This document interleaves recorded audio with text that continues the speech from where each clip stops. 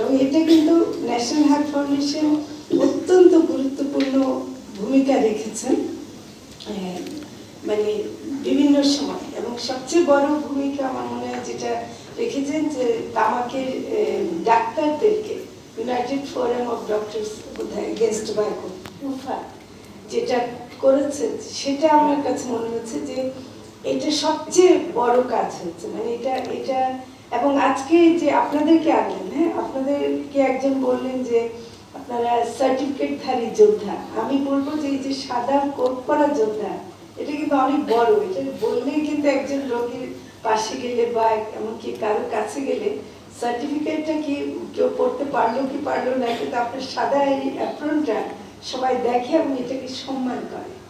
তো কাজে এটা একটা খুব গুরুত্বপূর্ণ। আরেকটা আপনাদের কে দেখে আমার ভালো লাগছে, সেটা হলো যে আমরা যে সরকার এটাকে আমরা অন্তর্বর্তীকালীন সরকার বলছি, এবং এই সরকারটা গঠিত হয়েছে কিন্তু তরুণদের আন্দোলনের প্রেক্ষিতে, তাই না?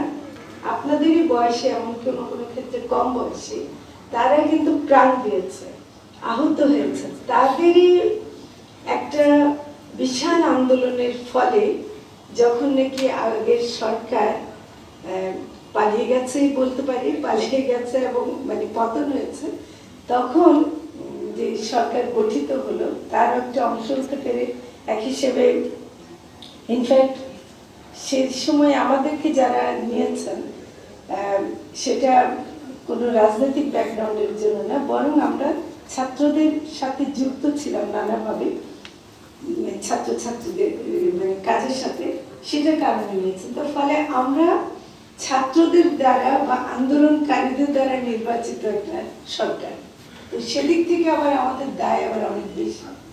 এই জন্য যে একটা নির্বাচিত সরকার হলে তাকে ভোটারকে কোনো মতো বুঝ দিলে হয়ে যায় বা তার কনস্টিটিউয়েন্সিকে বুঝ দিলে হয়ে যায়।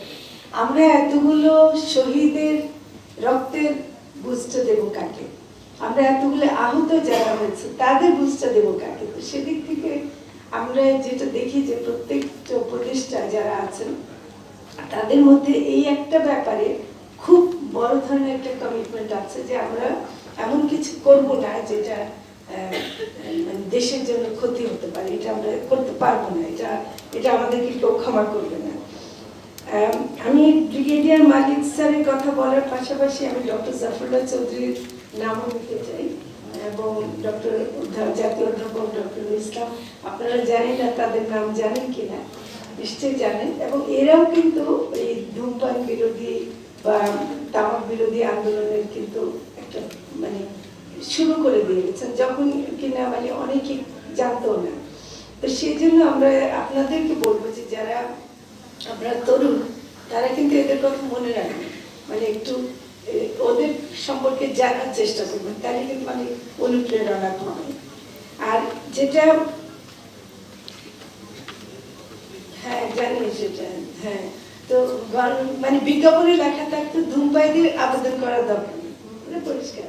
তো এটাই আরেকটা আপনাদেরকে আমি বলছি, সেটা হলো যে তরুণদের আন্দোলনের প্রেক্ষিতে আমরা সরকার গঠন করেছে, বর্তমান সরকারটা আছে, তেমনি কোম্পানিগুলোর নজরও কিন্তু আপনাদের আছে। কোম্পানিগুলো বুড়োদের দিকে আর তাকায় না, কোম্পানিগুলোর কোনো ইচ্ছাই নাই, ওরা তো ওদের খাওয়া যা হওয়ার হয়ে গেছে, ওদের ব্যবসা ওখানে শেষ। এখন এরা যতটুকু বাঁচে এটাই লাভ এবং যতটুকু খায় তাতেই লাভ, টার্গেট হচ্ছে না আপনারা। তো সেই জন্য যদি কোম্পানি আপনাদেরকে ভোক্তা হিসেবে টার্গেট করে থাকে, তাহলে আপনারা যদি যোদ্ধা হিসেবে নিজেদেরকে তৈরি করতে পারেন, তাহলে কিন্তু এখানে তরুণদের মধ্যে একটা বড় ইয়ে তৈরি হবে, যেটা আমাদের জন্য খুব দরকার এবং সেটা কিন্তু আপনাদের বোঝা খুবই জরুরি। কারণ এমনিতে বাংলাদেশের জনসংখ্যার যদি পিরামিডটা দেখি, তাহলে 40 বছরের নিচেই হলো 2/3 প্রায়। তাহলে 3 ভাগের 2 ভাগ যদি আমার এই বয়সের মধ্যে থাকে, তাহলে কোম্পানির ব্যবসার হিসাবটা কিন্তু আপনি আমাদের এনটিসিসির যে ডিজি সাহেব অনেক হিসাব দিলেন, কিন্তু উনি যদি এই হিসাবটা দিতেন যে কোম্পানিগুলো কোন হিসাবটা করে এত উৎসাহ পায় ব্যবসার জন্য এবং বাংলাদেশের মতো দেশে, সেটা কিন্তু খুব গুরুত্বপূর্ণ হতো। এখন আমি আইন সংশোধনের ব্যাপারটা কেন দরকার এটা বলি, তার আগে বলি যে আমরা একটা সৌভাগ্য, যেটা আমাদের এখানে স্বাস্থ্য মন্ত্রণালয় যারা আসছেন, আমাদের প্রধান উপদেষ্টা উনি আমার শিক্ষক ছিলেন, আমি ওনাকে কখনো ধূমপান করতে দেখিনি। তো কাজে আমি সাক্ষী আছি যে উনি একজন এরকম ব্যাকগ্রাউন্ড থেকে আসা। আর এমনিতে আপনাদের এখন আমাদের যেটা লাভ হলো, শুধু আমি থাকা না, স্বাস্থ্য উপদেষ্টা, সহকারী স্বাস্থ্য উপদেষ্টা যিনি বিশেষ সহকারী, তারপর সচিব এবং আমাদের উপদেষ্টাদের আরো অনেকে, পরিবেশ এবং অন্যান্যরা, প্রায় অনেককে এটা বারবার বুঝিয়ে বলার দরকার পড়ে না যেটা কত ক্ষতিকর এবং এটা আমাদের সংশোধনী আনার দরকার। যখন নাকি আইন সংশোধনী আনার প্রস্তাব গিয়েছিল এবং ফেরতও গেছে, সেটা একটা কথা বলে গেছে যেটা অর্থ উপদেষ্টার কনসার্ন ছিল, সেটা হলো যে রাজস্ব কমে যাবে। যেটা প্রশ্ন আছে যে রাজস্ব কমে যাওয়ার প্রশ্নটাকেই আমরা হাইলাইট করবো কিনা, কিন্তু এই কথাটা বলেই ওরা কিন্তু ঠেকিয়ে দেয়। কিন্তু এই কথাটা আমি আজকে পরিষ্কার বলতে চাই, আমাদের সরকার কোম্পানির টাকা, তামাক কোম্পানির টাকায় চলে না, এটা জনগণের টাকা। এবং যেই টাকাটা তারা দাবি করে যে তারা দিচ্ছে, তার একটা অংশ তারা মাত্র দেয়, যেটা ইনকাম ট্যাক্সের অংশ, বাকিটা ভ্যাট, তার মানে ধূমপায়ীরা দিচ্ছে বা তামাক সেবনকারীরা দিচ্ছে। তো কাজে আমি একদম মানে বারবার বলবো যে তামাক কোম্পানি যদি আমাকে এই জুজুর ভয় দেখায় রাজস্ব কমে যাবে, আমরা দেবো না। এমনকি আমি এটাও শুনেছি যে শ্রম মন্ত্রণালয় ওদেরকে বলছে, ওরা বলছে যে শ্রম মন্ত্রণালয় শ্রমিকদের জন্য টাকা দেয়, সিএসআর বন্ধ হয়ে যাবে। সিএসআর কেন বন্ধ হবে? তাদের দায়িত্ব। সিএসআর কি শুধু তামাক কোম্পানি করে? ব্যাংকগুলো করে, সব প্রাইভেট সেক্টরকে করতে হয়। আপনি একটা খোঁজ নিয়ে দেখেন যে তামাক কোম্পানি সিএসআর করতে গিয়ে কি করে? গাছ লাগায়। গাছ লাগায় কেন? কারণ তামাক চাষ করতে গেলে তারা তো অলরেডি গাছ কেটে ফেলছে, এখন তাদেরকে তামাক পাতা পোড়াবার জন্য গাছ লাগবে, ওই গাছ লাগায় নিজের জন্য, মানে সে আবার এদিকে দেখে পরিবেশ তারা রক্ষা করছে। তো মানে তামাক কোম্পানির ভাওতাবাজি, হ্যাঁ, আমাদেরকে তামাক কোম্পানির ভাওতাবাজির ভাষাটা শিখতে হবে। আমরা এটা তারা যে কিভাবে আমাদেরকে, তো ফলে এটা কিন্তু সিএসআর, আমরা একটা গবেষণা করেছিলাম তামাক চাষের উপরে। তো ওখানে গ্রামে মানে তামাক চাষ যারা করে তাদেরকে এই এপ্রিল মাস থেকে যখন নাকি তামাক পাতা তোলা শুরু হয়, তখন থেকে ওদের রোগ শুরু হয়। এর আগে রোগ হলে ওরা নাকি হাসপাতালে যেতে পারে না। তো রোগ শুরু হয় এবং সব টাকা যা পায় সেটা মরে যায়। আমি তখন বললাম যে এখানে কোম্পানি কেন একটা হাসপাতাল দেয় না চিকিৎসা করার জন্য? তখন ভিতর থেকে খবর পেলাম তো কোম্পানি হাসপাতাল দেবে না, কারণ তাতে তো স্বীকার করা হয়ে যায় যে তাদের কারণে রোগ হচ্ছে, বুঝছেন? আর এই খরচটা দেখেন, আমাদের যে এখানে স্বাস্থ্যের যে হিসাবটা দেয়া হচ্ছে যে প্রায় চিকিৎসা বাবদ ৮,৪০০ কোটি টাকা, তাহলে ওই চিকিৎসা বাবদ ওই খরচ তো ওর জন্য বাড়তি খরচ হয়ে গেল। ওই এরকম একটা পয়সাও খরচ করবে না, সে যেটা প্রয়োজন সে এই কাজ করবে না, অথচ আমাদেরকে শেখাবে যে রাজস্ব কমে যাবে। এই বুদ্ধিটা আমার মনে হয় যে আমাদের দেশের অর্থনীতি, আপনাদেরকে নিয়ে যেমন মিটিং করছে, ইয়াং অর্থনীতিবিদদের নিয়ে আমাদের মিটিং করা দরকার, বুঝছেন? ইয়াং অর্থনীতিবিদদেরকেও শেখাতে হবে যে রাজস্বের এই তর্কটা একেবারে একটা ভুল তর্ক, এটা আসলে একটা সঠিক না। এমনিতে আমি একটু বলি যে আইন সংশোধনের ব্যাপারটা 2003 সালে framework convention on tobacco control, যেটা বিশ্ব স্বাস্থ্য সংস্থা করেছিল, বাংলাদেশের কিন্তু সরকার 2005 সালে কিন্তু আইনটা করেছে, মানে সাইন করার 2004 সালে সাইন করার পরের বছরই তারা করেছে। সেদিক থেকে বাংলাদেশ সরকারের একটা ভালো ইতিহাস আছে যে তারা অনেক দ্রুত এই আইনটা করেছে, কিন্তু সেই আইনটা অনেক কিছু ছিল না, এবং বিশেষ করে যেটা ছিল না সেটা হলো ধোঁয়াবিহীন তামাক বলে যে কিছু আছে। অথচ যারা এই আইনটা করেছেন তাদের মা, নানি, দাদি সবাই কিন্তু এটাই খায়, তাই না? মানে নিজেরাও এটা মানে ব্যবহার করে, কিন্তু এটা ছিল না। আমরা 2013 সালে এসে তামাক বিরোধী নারী জোট 2010 সাল থেকে কাজ করতে গিয়ে যখন দেখলো যে ধোঁয়াবিহীন তামাকের ব্যবহারটা অত্যন্ত বেশি, তখন আমরা অনেক আন্দোলন করলাম এবং এটা সংজ্ঞায় ঢুকাতে পেরেছে। সংজ্ঞায় 3টা ঢুকেছে, জর্দা, গুল, সাদা পাতা। এখনো কিন্তু খৈনি বা আরো অন্যান্যগুলো সংজ্ঞায় নাই। এটা কিন্তু এখনো সীমাবদ্ধ আছে। কিন্তু আইনের যে অন্যান্য ধারাগুলো আছে সেটাকে যদি আমি প্রয়োগ করতে যাই তাহলে ধোঁয়াবিহীন তামাকের ক্ষেত্রে সবসময় প্রয়োগ করা যাচ্ছে না। হ্যাঁ, এটা একটা সমস্যা ছিল। তাই এই দাবিটা উঠেছিল। যেমন ধরেন সিগারেটের প্যাকেট কিরকম, 4 কোনা, তাই না? আমরা তো খুব সুন্দর দাবি করে দিলাম যে 50% হবে, সেটাকে এখন 90% করব, কিন্তু 4 কোনা প্যাকেটে সেটা শতাংশ বাড়ানো সহজ। কিন্তু একটা জর্দার প্যাকেট ওটা গোল, গুলের প্যাকেট তো আরো ছোট, তাই না? একদম ওর মধ্যে কোন 90% আপনি দেবেন এবং সেটা দিলেও ওটা দেখা যাবে কিনা, আদৌ ওটা কোনো এফেক্ট হবে কিনা।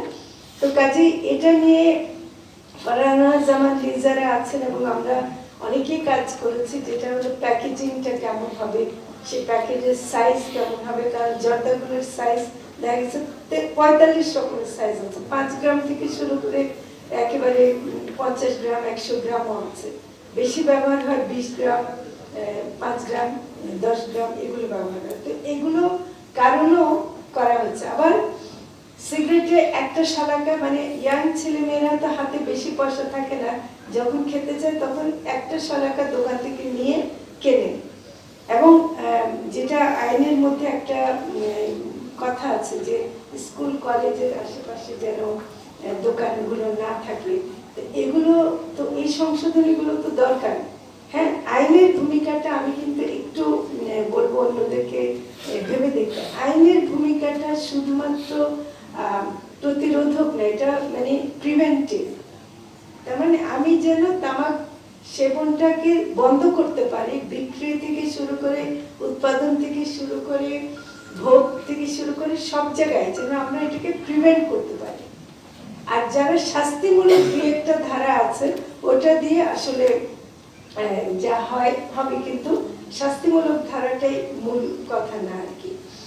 আমি এমনিতে মনে করি যে একটা শক্তিশালী তামাক নিয়ন্ত্রণ আইন একটা সুস্থ জাতি গড়ে তোলার ক্ষেত্রে অনেক বড় ভূমিকা রাখতে পারে।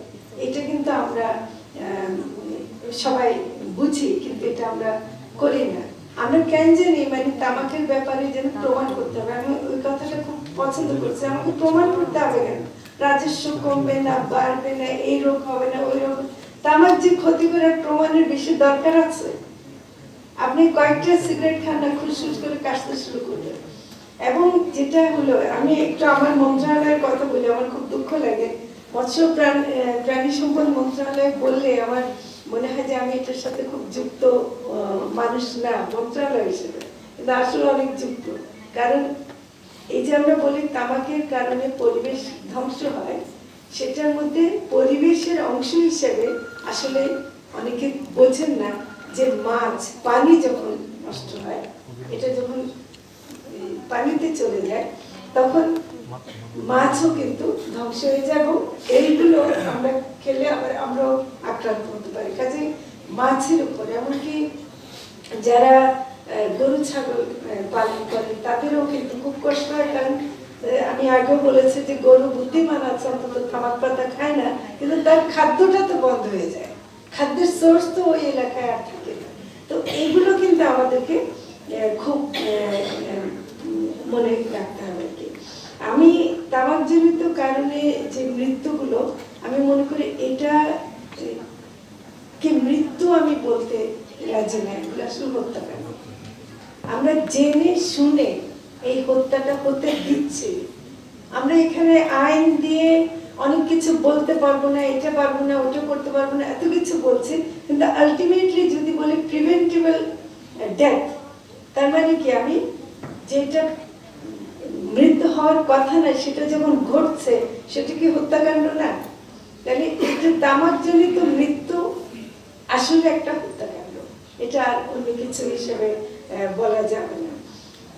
আমরা অনেক কিছু ইয়ে করেছি, এগিয়ে গেছে। বিড়ির কথা অনেকে হয়তো বলেন, এবং সিগারেটের যে ব্যাপারটা আছে তরুণদেরকে বলছি, আমি আশা করব এই রুমে অন্তত আজকে যারা আসছে, আমাদের মহিউদ্দিন ফারুক ভাই যে একটা স্লাইড দেখলেন, আমি আতঙ্কিত হয়ে গেছি যে চিকিৎসকদের এত ধরন, ওরা কত পার্সেন্ট ধূমপান করে।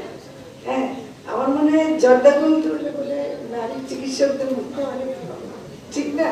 তো কিন্তু আমি আশা করবো যে আজকে এই রুমে অন্তত যারা আছেন তারা যদি এখানে ঢোকার আগ পর্যন্ত ধূমপান করে থাকে, দয়া করে বের হয়ে আর কার দিকে করবেন না।